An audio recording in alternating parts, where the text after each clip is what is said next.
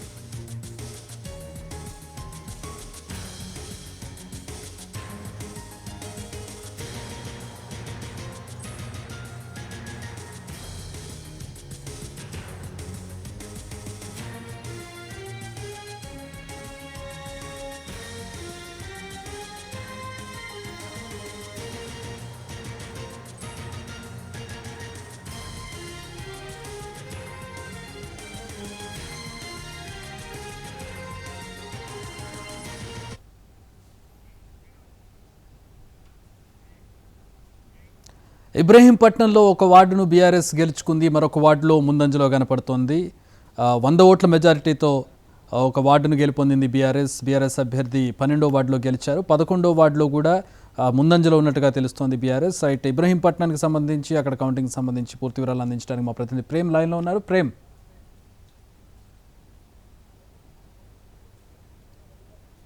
సంతోష్, ఈరోజు ఇబ్రహీంపట్నంలో జరిగినటువంటి మున్సిపల్ ఎన్నికలకు సంబంధించిన ఫలితాలు కూడా మొదటి ఫలితం కూడా విడుదలైంది. ఇందులో భాగంగా కూడా అటు బీఆర్ఎస్ పార్టీకి సంబంధించినటువంటి అభ్యర్థి కూడా 12వ వార్డులో సుమారు 100 ఓట్లతో గెలుపొందాడు. అలాగే దాంతో పాటు కూడా అటు 11వ వార్డుకు సంబంధించినటువంటి అభ్యర్థి అటు కొండ్రు శ్రీలత కూడా ఇప్పుడే ముందంజలో ఉన్నట్టుగా కూడా తెలుస్తుంది.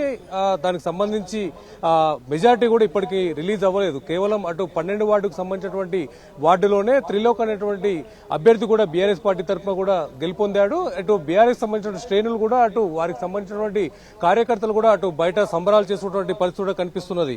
ఏదేమైనప్పటికీ కూడా ఇటు ఎంతో హోరాహోరీగా ఉన్నటువంటి ఒక ఎన్నికల ఫలితాల విషయంలో కూడా ఇబ్రహీంపట్నం సంబంధించి మొదటి ఫలితం కూడా అటు బీఆర్ఎస్ పార్టీ దక్కించుకోవడంతో కూడా ఇక్కడ చాలా గందరగోళ పరిస్థితులు కూడా నెలకొన్నటువంటి పరిస్థితి కనిపిస్తుంది. ముఖ్యంగా అటు కాంగ్రెస్ పార్టీకి సంబంధించినటువంటి మల్రెడ్డి రంగారెడ్డికి సంబంధించినటువంటి నియోజకవర్గం, ఇక్కడ కాంగ్రెస్ పార్టీ కూడా ఎక్కువగా అటు చైర్మన్ పదవిని కూడా దక్కించుకునే దిశగా కూడా కీలకమైనటువంటి పాములు కూడా కలిపినటువంటి సందర్భం కూడా ఉంది. ఈ నేపథ్యంలోనే అటు బీఆర్ఎస్ సంబంధించినటువంటి అభ్యర్థి మొదటి ఫలితంలో గెలుపు ప్రకటించడంతో కాస్త గందరగోళ పరిస్థితి కూడా ఎదురైనటువంటి పరిస్థితి కనిపిస్తుంది. అటు 11వ వార్డుకు సంబంధించినటువంటి బీఆర్ఎస్ అభ్యర్థి కూడా అటు ముందంజలో ఉండడంతో పాటు కూడా గెలుపొందుతుందన్నటువంటి సంకేతాలు కూడా ఇప్పటికే విడుదలైనాయి. ఈ నేపథ్యంలోనే అటు బీఆర్ఎస్ పార్టీ కూడా ఇక్కడ ముందంజలో ఉండేటువంటి అవకాశం ఉండబోతుందని చెప్పి స్థానికంగా కూడా వ్యక్తం చేసినటువంటి పరిస్థితి కనిపిస్తుంది. ముఖ్యంగా అటు ఈరోజు మొదటి రౌండ్ లో 12 వార్డులకు సంబంధించినటువంటి కౌంటింగ్ ప్రక్రియ కూడా ప్రారంభమైంది. అందులో 12వ వార్డు ఇప్పటికే ఫలితాలు వెలువగా అటు 11వ వార్డుకు సంబంధించిన ఫలితాలు కూడా మరికొద్దిసేపట్లోనే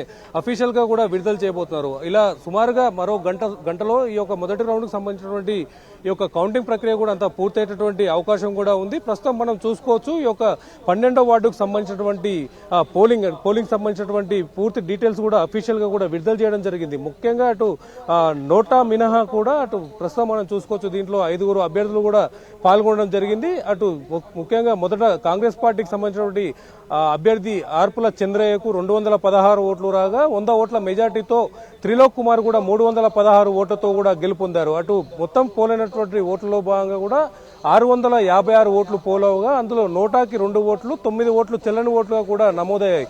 అటు ఏదేమైనప్పటికీ కూడా 100 ఓట్ల మెజార్టీతో కూడా అటు త్రిలోక్ కుమార్ బీఆర్ఎస్ పార్టీకి సంబంధించినటువంటి అభ్యర్థి కూడా 12వ వార్డులో గెలుపొందారు. దీనికి సంబంధించి అటు బీఆర్ఎస్ శ్రేణులు కూడా ఎంతో సంతోషాన్ని వ్యక్తం చేసినటువంటి పరిస్థితి ప్రస్తుతం కనిపిస్తుంది. సంతోష్.